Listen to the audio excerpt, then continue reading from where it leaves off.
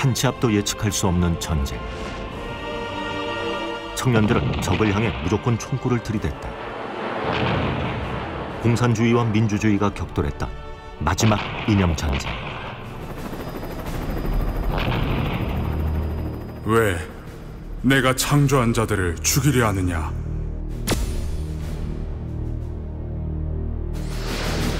뇌성과 같은 음성이 들려도 양심의 귀가 먹어버렸다. 폭탄과 총알이 천지를 뒤집고 수백만을 죽음으로 내몰았다. 서로 사랑하라. 그래야 전쟁도 끝나고 평화의 날이 올 수 있다. 죽여야만 내가 살 수 있는 전쟁터. 그리고 그 속에서 피어난 생명을 향한 몸부림. 죽음과 삶의 그 경계선에서 많은 걸 느끼고 많은 것을 고민을 하고 생각하는 그런 분이거든. I think he's a hero in my mind. That is a powerful, inspirational story. 이 이야기는 살기 위해 죽일 수밖에 없는 전쟁터에서 생명, 사랑과 평화를 실천했던 한 청년에 대한 이야기다.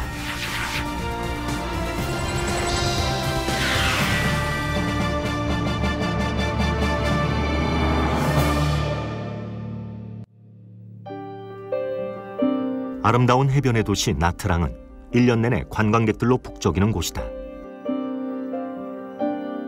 하지만 1960년대 중반, 이곳은 수많은 청년들을 죽음으로 몰고 갔던 베트남 전쟁의 관문이었다.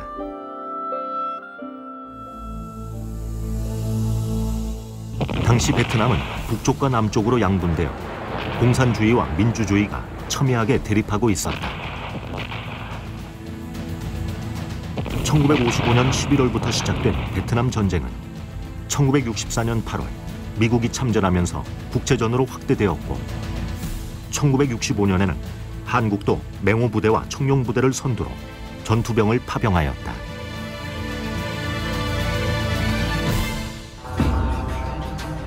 (1966년 5월) 6주간의 훈련을 마친 청년 일행이 경기도 양평의 백마부대에 배치되었다. 훈련소 때보다 가혹한 훈련이 밤낮으로 계속되었고 장병들 사이에 백마부대가 베트남 전쟁에 차출된다는 소문이 돌기 시작했다. 전쟁의 공포에 부대에는 60명 이상의 탈영병이 생겼다는 얘기까지 돌았다.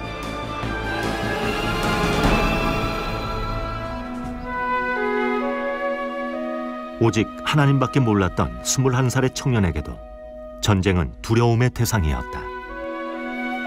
1966년 2월 23일 겨울비가 내리던 새벽, 21살의 청년은 입영영장을 받은 지 3일 만에 고향을 떠날 채비를 끝냈다. 집 나가면 고생이야. 부디 몸 건강히 잘 갔다 와. 두 손을 꼭 잡은 어머니는 아들이 무사히 돌아오기를 바라는 마음뿐이었다. 어머니, 걱정하지 말아요. 군대 가면 밥 주고 옷 주고 집에 있는 것보다 훨씬 좋으니까 걱정할 거 없어요.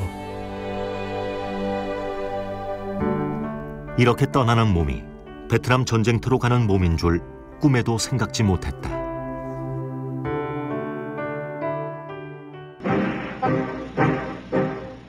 백마부대는 대대적인 환송식을 마치고 베트남으로 향했다.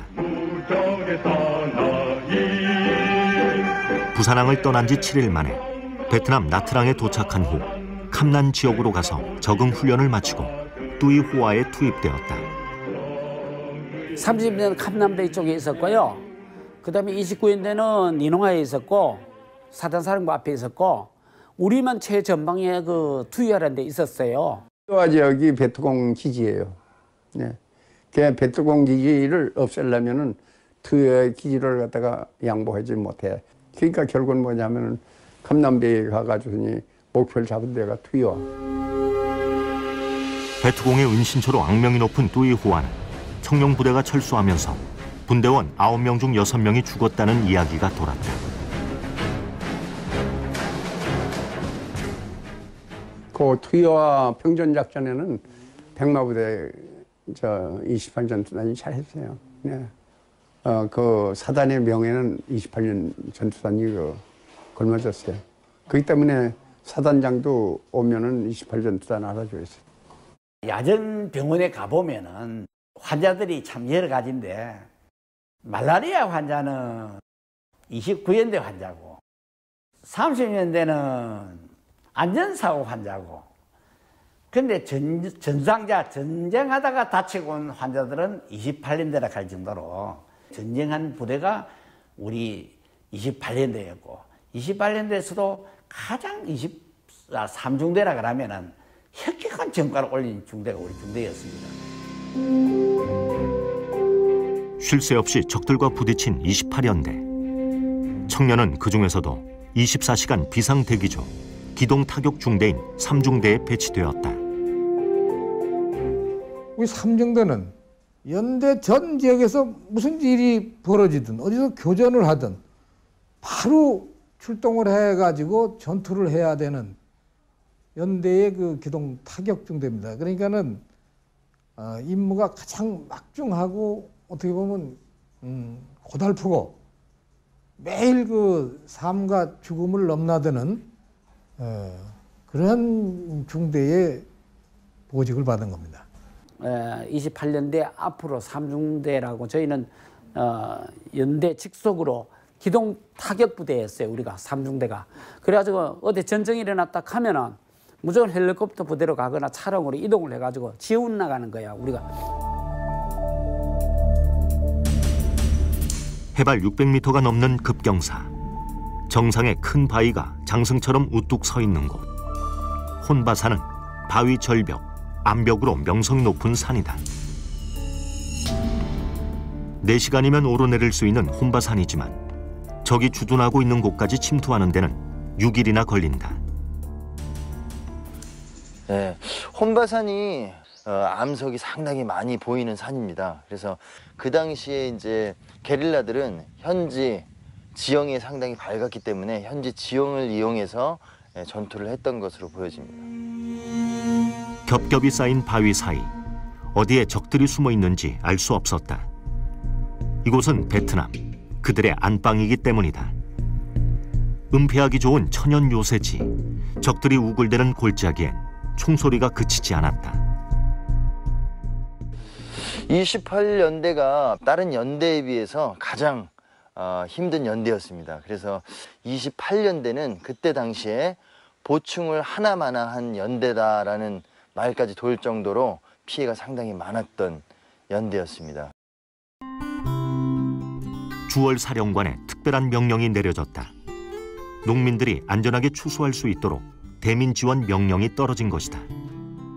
이제 100명의 배트럭을 놓치는 한이 있어도 한 명의 양면을 보호라 하는 게 한국군의 기본 전략이야. 그리고 절대적인 내 명령이야. 당시 베트공들이 마을로 들어와 먹을 것을 약탈하는 일이 많았기 때문에 한국군의 도움이 있어야 겨우 추수를 할 수 있는 상황이었다. 우리가 거기 가 있는 동안에 기습받지 않은 것이 그 국민들 양미들하고 간격이 좋았어요. 우리가 다부 돌려준다 하는 거, 환원한다 하는 거, 참 우리 월남전에서 전승의 그 첫째하는 비법이에요. 예. 어떻게 하면 한 명의 적이라도 더 죽일까 고민하는 전쟁터에서 대민 지원은 청년에게 아주 중요한 작전이었다. 100명의 베트공을 놓치더라도 한 명의 양민을 보호하라는 주월 사령관의 명령은 전쟁터에서 뜻밖의 승리를 가져오기도 했다. 청년은 지체 없이 주월 사령관의 명령을 따랐다. 소대 본부가 자리 잡고 있는 빈집에서 홀로 타작을 하고 있는 민간인을 그냥 지나칠 수 없었다. 한여름 볼이 타작하던 어머니와 여동생이 생각났다. 청년은 땀을 뻘뻘 흘려가며 벼타작하는 것을 도왔다. 그 여인은 고마운 마음에 해가 지면 베트공이 마을로 내려와서 약탈을 해가니 조심하라는 말을 하고 타작한 곡식 가마니를 싣고 떠났다. 이 정보는 곧바로 대대본부로 전달되었고 약탈을 일삼던 베트공 수백 명을 소탕하는 계기가 되었다. 전쟁터에서 주민을 도와주는 사랑과 평화의 작전이었던 것이다.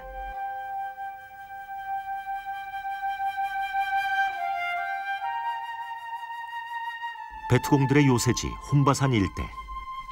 열대 밀림 속 고통스러운 수색 작전은 하루도 거르지 않았다. 몇 시간 동안의 수색으로 온몸이 땀으로 범벅이었다. 물! 조심해!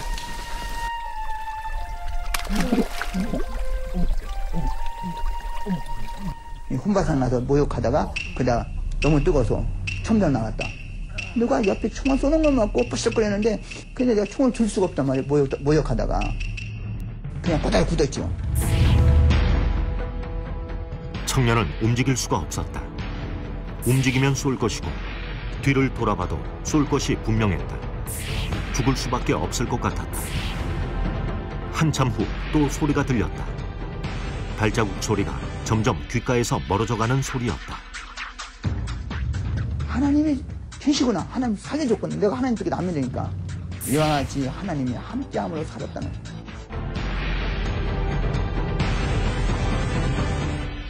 Đó là sự thật. Chúng tôi không nói xạo. 총이 안 나와 살았다고. 온 거예요. 그들이 중대장한테 와서 얘기를 해서 알았어요.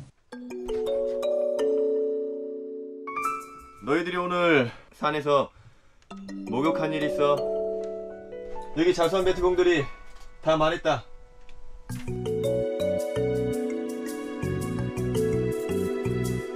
아무리 더워도 그렇지 작전 중에 목욕을 해. 정말 하나님께서 너희를 살려주셨다.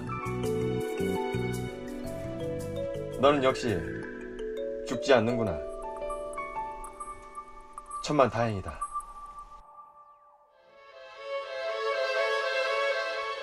베트남 남부에서 북부까지 이어진 해안선을 따라 달리는 일본 국도는 유일한 군사적 보급로이며 생명선인 도로다.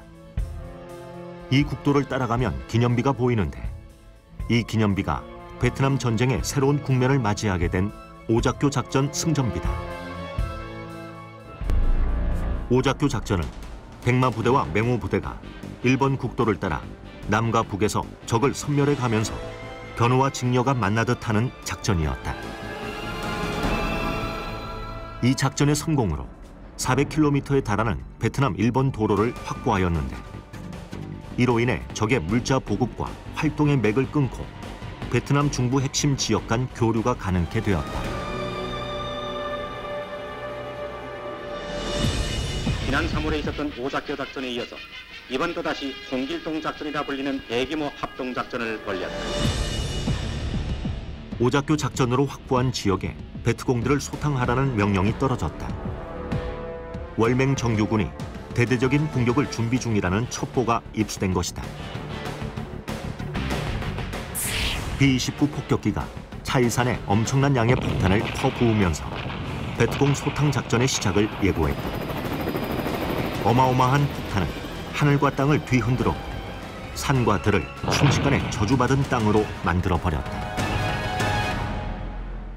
월맹 지역에서부터 월남으로 침투해 들어오는 그런 루트를 차단하기 위해서 맹호부대와 백마부대 그리고 전 지원부대가 참여하는 대규모 작전을 벌이는 겁니다. 200평방킬로에 달하는 장글 산악지대에서 월맹 정규군 95연대와 베트콩 85대대를 포위 섬멸하기 위하여 공중과 지상에서 날카로운 공격이 감행됐다.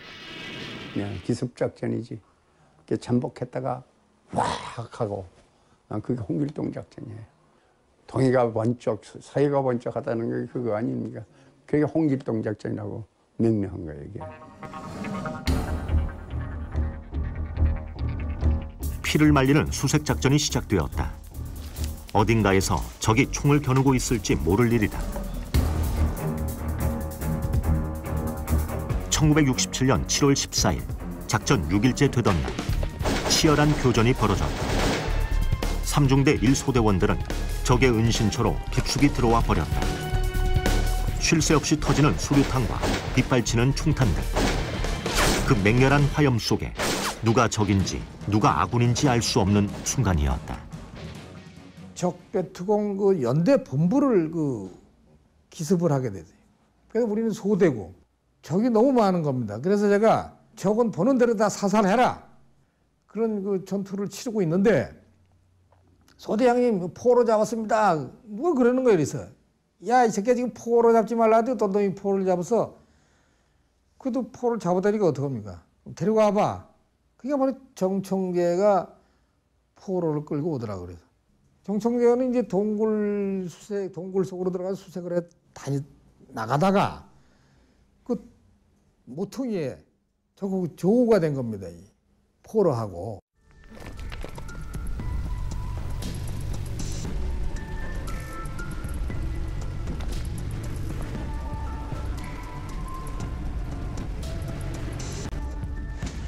Giật tay lên! Em đọc thôi, thì tôi cũng bằng ơn. 야, 이 녀석아! 네가 손들어야 살아. 내가 손들면 너 죽고 나 죽어.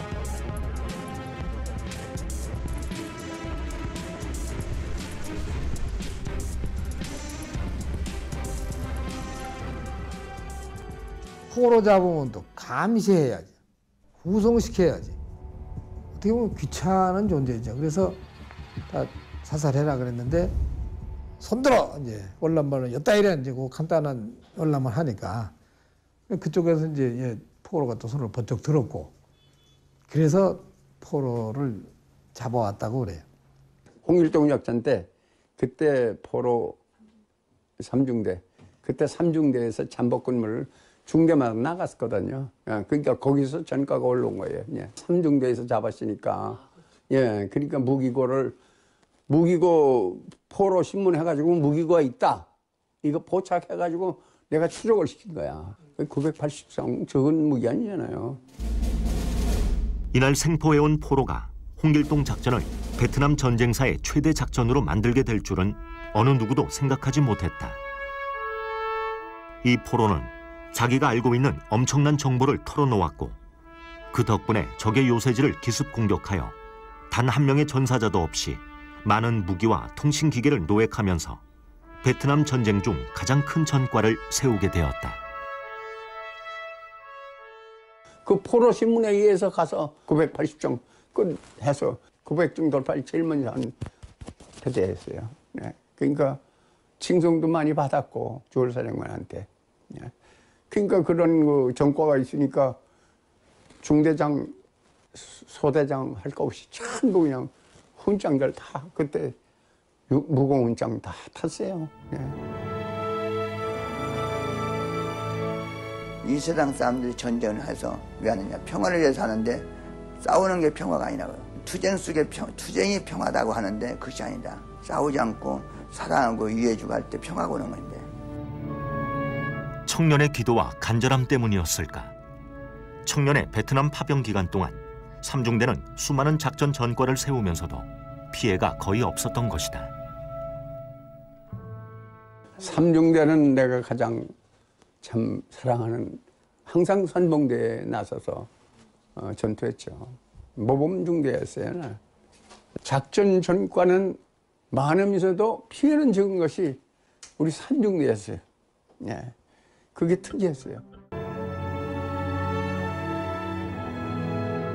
서로 이념이 다르다는 이유로 잔인하게 죽고 죽인 베트남 전쟁이 수많은 청년들을 전장의 이슬로 사라지게 했다. 청년은 그렇게 수십 번의 위기를 넘기면서 베트남에서의 파병 기간을 채워갔다.